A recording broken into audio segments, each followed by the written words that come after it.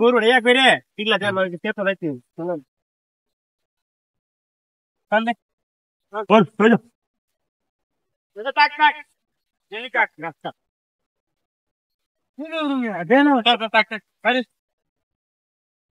এই সাহেব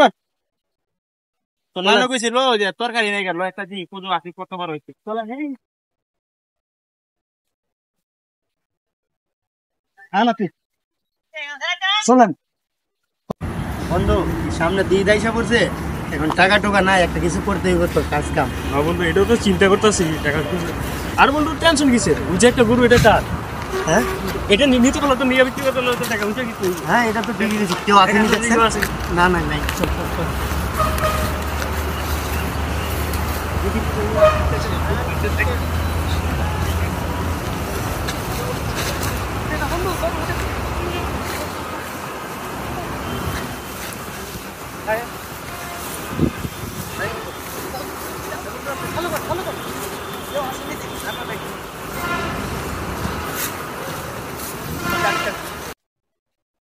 হ্যাঁ চলেন পাশেই জায়গা সন্ধ্যা হয়ে গেছে জায়গা চলেন সুন্দর হয়ে গেছে আসলাম ল যাই গরুটা তো লিয়ে দিতে হইব চলেন চল চলেন আসলে আগে যান। কেনা তুই গরু নাছিলে এখন গরু কই চলেন চলেন দেখি তো গরু তো এখানে আসছিলে এই দেখি তো আছে এই যে দেখুন দিকে নিয়ে গেছে